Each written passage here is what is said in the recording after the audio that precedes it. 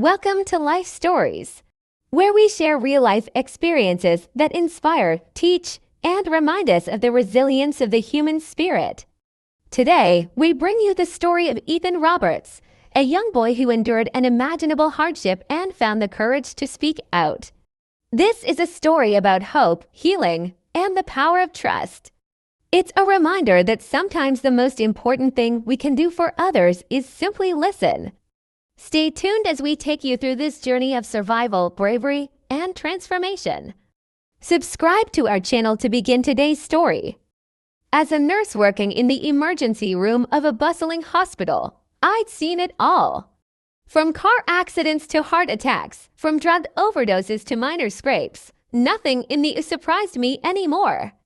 The constant hum of machines, the hurried footsteps, the frantic voices, they had all become a part of my everyday life. Yet, there are moments in this line of work that cut through the noise, moments when your instincts stir and something feels deeply wrong, even when the chaos around you doesn't hint at it. It was one such moment when I first met Ethan Roberts. It was a crisp October evening, the type of night that brings a chill into the bones and a sense of urgency into the air.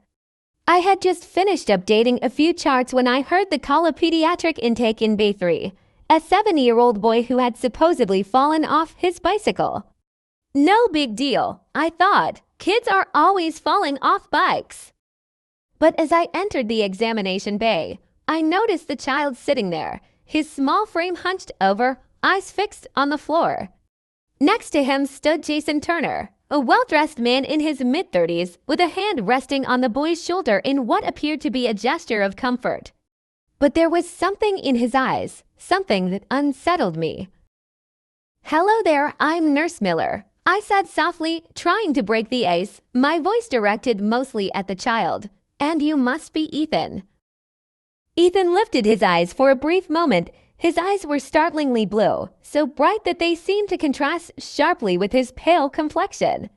But it wasn't the color that caught my attention, it was the look of weariness in them, a weariness no 7-year-old should have. Ethan quickly lowered his gaze again, barely whispering a yes in response to my greeting. He wasn't speaking much, and that alone set off a quiet alarm in my mind. Jason introduced himself as Ethan's stepfather. He gave me a firm handshake, his smile a little too perfect, too practiced, like the kind of smile a professional uses to mask something. "Thank goodness you can see us." Ethan had quite a tumble off his new bike, he said, explaining the accident in a manner that felt rehearsed, as if it was a line he had delivered many times before. The story didn't sit right with me, but I kept my thoughts to myself and proceeded with the examination. "Ethan, would you mind if I take a look at where you're hurt?" I asked, trying to keep my tone light and friendly. Ethan barely acknowledged me. He shrugged slightly, his small body tense under his oversized t-shirt.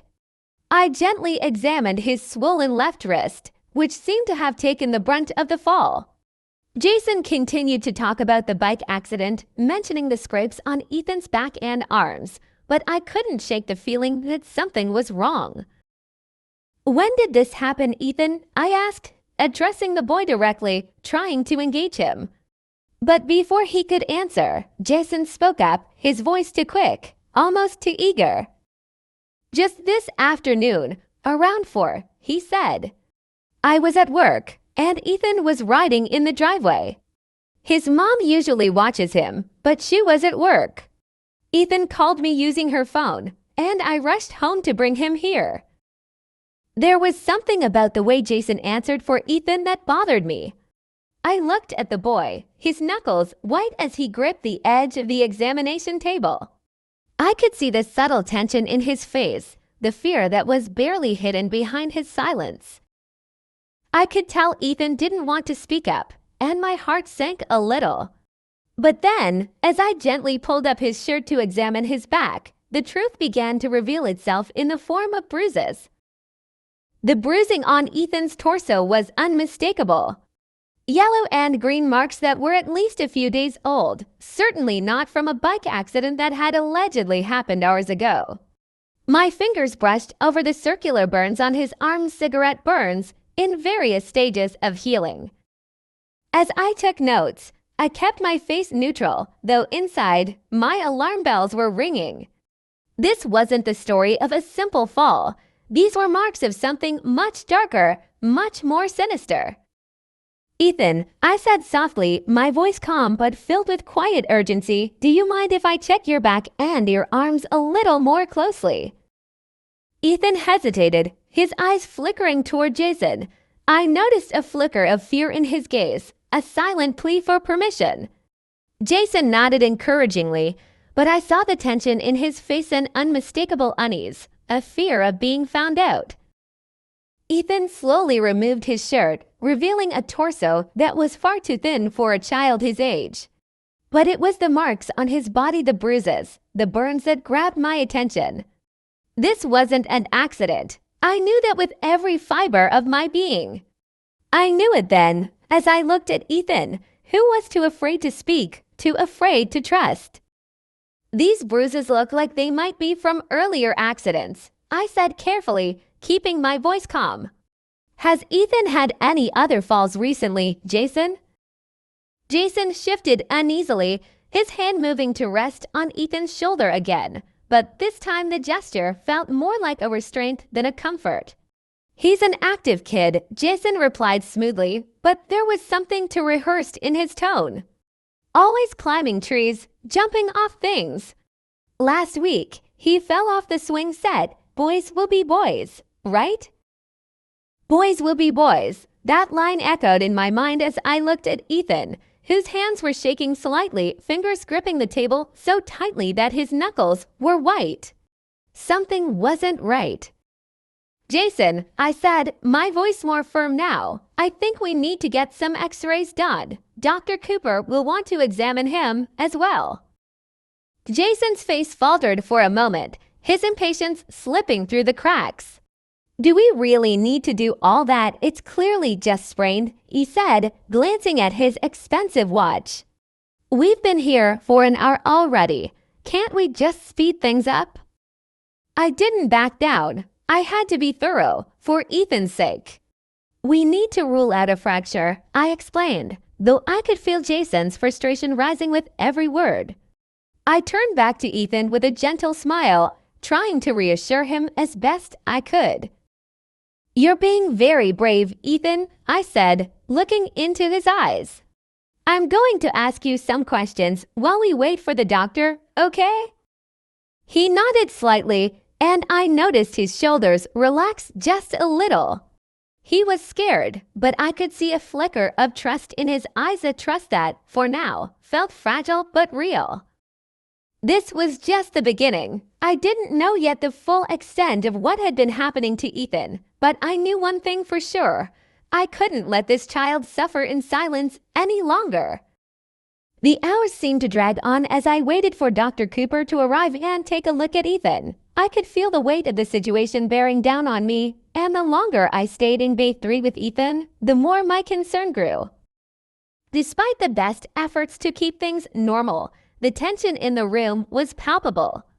Jason's impatience only added to the already heavy atmosphere, and I could see him growing more agitated by the minute. "Isn't it time we wrap this up?" Jason said, his voice rising slightly, clearly irritated by the delays. "This is taking far too long for what should be a simple sprain." His frustration was starting to show, and I couldn't ignore the nagging feeling that there was more going on here than just a simple injury. Ethan remained quiet, barely reacting to his stepfather's words. His eyes stayed locked on the floor, his body stiff. It was as if he had already learned not to speak, not to draw attention to himself. That silence, that submission, was a red flag I couldn't ignore. I made my way over to the registration desk and, under the guise of paperwork, asked Jason to step away for a moment. "Mr. Turner," I said, trying to keep my tone as professional as possible, "we just need to complete a few more details for Ethan's medical history. It won't take long. Why don't you head over to the desk and I'll stay with Ethan in the meantime?" Jason hesitated. I could see the conflict in his face, but after a moment, he nodded stiffly and walked off toward the desk, muttering under his breath. I could hear his footsteps fade away, and a small sense of relief washed over me. This was my chance to talk to Ethan alone, to give him the space he needed to tell me what had really happened. As soon as Jason was out of sight, I turned to Ethan. His small shoulders seemed to relax just slightly, and for the first time since I'd met him, I saw a flicker of something in his eyes. Fear, yes, but also a glimmer of hope. It was a look that said he was finally ready to trust someone. "Ethan," I said softly, lowering myself to his level, "you're safe now. No one can hurt you here. I need you to tell me what really happened to you. It's okay if you're scared. You can tell me anything, and I won't let anyone hurt you again." Ethan looked up at me then, his eyes wide and vulnerable. He glanced toward the curtain, checking to see if Jason was still nearby. When he saw that his stepfather was out of the room, he swallowed hard, and his voice trembled as he whispered, barely audible, "I don't have a bike." The words hit me like a cold wind. My heart sank, and I leaned in closer, trying to stay calm. "What happened to your wrist, Ethan?" I asked gently, my voice as soft as I could make it. "Tell me the truth. It's okay." Ethan's face crumpled slightly, and I could see the weight of his fear, the burden of silence he had been carrying for who knows how long. "He got mad," Ethan said, his voice barely more than a whisper. "Because I spilled juice on his papers. He said I did it on purpose, but I didn't. It was an accident." The words tumbled out of him, and I could hear the trembling in his voice. It was the voice of a child who had been conditioned to accept that violence was the answer, that any mistake, no matter how small, could trigger punishment. "Your stepfather, Jason," I pressed, trying to keep my own voice steady. "He hurt you, didn't he?" Ethan nodded slowly, tears welling up in his eyes. "When I'm bad, he hurts me," he said, his voice cracking with emotion. "He locks me in the basement sometimes for days. Sometimes he hurts my mom too." The air in the room seemed to freeze as his words sank in. My heart broke for this little boy, for the pain he had endured in silence for so long. I couldn't fathom what he had gone through, what kind of fear he had lived in, but I knew this was no longer just a case of a fall from a bicycle. This was something much worse, something that demanded immediate action. "Thank you for telling me, Ethan," I said softly, trying to soothe him. "You're very brave. I won't let him hurt you again, I promise."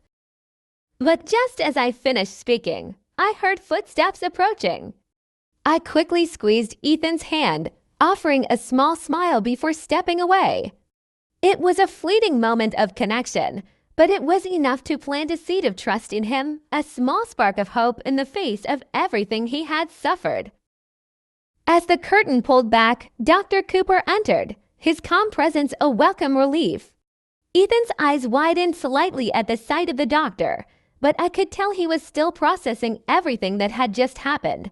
Dr. Cooper greeted him warmly, and I stepped aside, allowing the doctor to begin his examination. Meanwhile, I quickly excused myself and made my way to the nurse's station. I had to act fast. I needed to get Child Protective Services involved. There was no time to waste.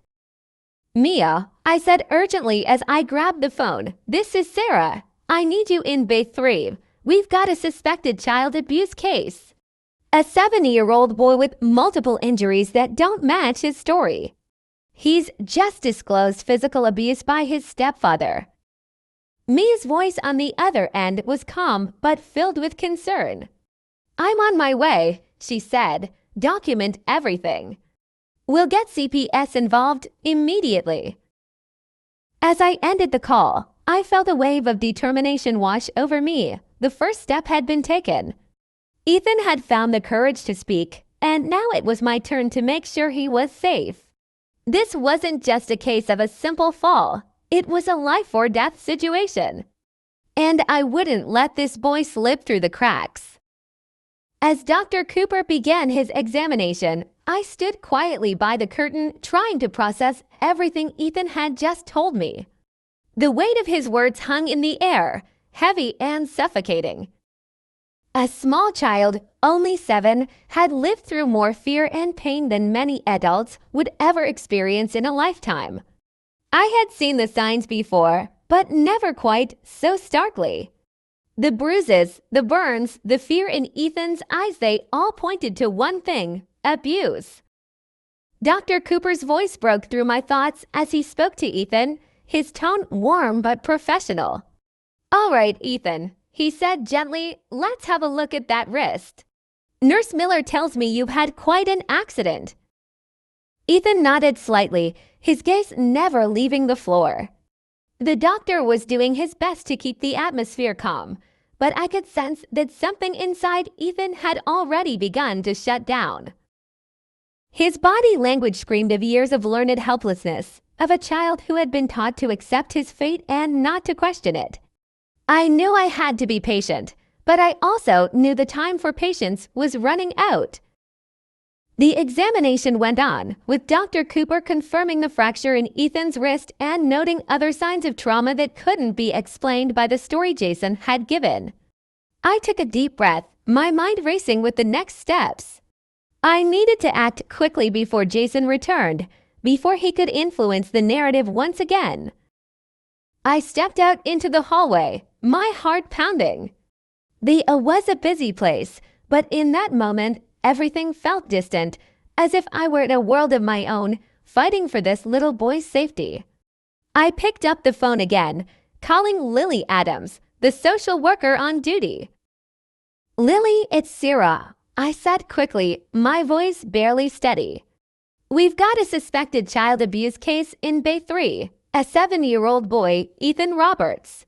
His injuries don't match his story, and he's just disclosed abuse by his stepfather. I need you to come down here right away." Lily's voice was calm but filled with urgency. "I'm on my way," she replied. "I'll contact CPS and get the ball rolling." "You're doing the right thing, Sarah." I hung up and walked back toward the examination bay, my stomach twisting. I knew I couldn't let Ethan's stepfather know what had just transpired. Jason had already proven to be manipulative, and I couldn't risk him getting wind of what was happening. I had to keep him at a distance for as long as possible. When I returned to the bay, Ethan was still sitting on the examination table, his eyes averted. Dr. Cooper was finishing up, making sure everything was in order for the X-ray. As I stood there, I caught Ethan's eye for just a moment, and in that fleeting second, I saw something new trust. It wasn't much, but it was a start, a crack in the walls he had built around himself. I smiled gently at him, trying to reassure him. "You're doing great, Ethan," I said softly. "We're going to take good care of you." Before Ethan could respond, I heard Jason's footsteps approaching, the sound of his voice rising in irritation. He was back, and his patience was wearing thin. "I'm tired of all this. Why is this taking so long?" Jason said, his voice dripping with frustration as he walked into the room. He looked at Dr. Cooper with barely concealed anger, his jaw tightening. Dr. Cooper, ever the professional, remained calm. "We're just making sure Ethan gets the care he needs," he replied, not missing a beat. "We'll be done shortly." Jason didn't seem convinced. "I don't understand why all these extra tests are necessary. It's just a sprain, isn't it?" He was pushing, trying to regain control of the situation, but I could see the cracks in his demeanor. The facade was slipping. I stayed silent, my gaze fixed on Ethan, whose body had stiffened again at the sound of his stepfather's voice. It was a small movement, but it spoke volumes. Jason was losing his grip on the narrative, and the more he pushed, the more he revealed himself. "Actually," I said, cutting through the tension, "Dr. Cooper wants to do an X-ray just to rule out a fracture." It's standard procedure, especially with pediatric cases. Jason muttered something under his breath, his impatience palpable. He checked his watch again, clearly frustrated with the delays, but he didn't argue further. Instead, he crossed his arms over his chest, clearly upset but unwilling to escalate things in front of the doctor. I took the opportunity to keep Jason distracted. "We also need to complete some paperwork, Mr. Turner," I said, smoothly slipping into my role as the neutral professional. "Nancy at the desk will help you with that while we finish up with Ethan." Jason hesitated, a flicker of annoyance crossing his face. But after a moment, he nodded stiffly and turned to leave the room.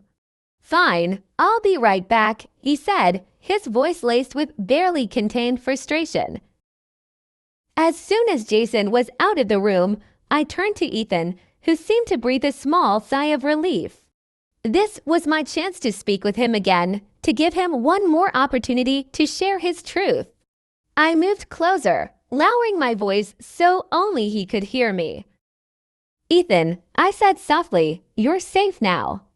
I know it's hard, but I want you to know that we're going to help you. You don't have to be scared anymore." Ethan looked up at me then, his small face filled with something I hadn't seen before: hope.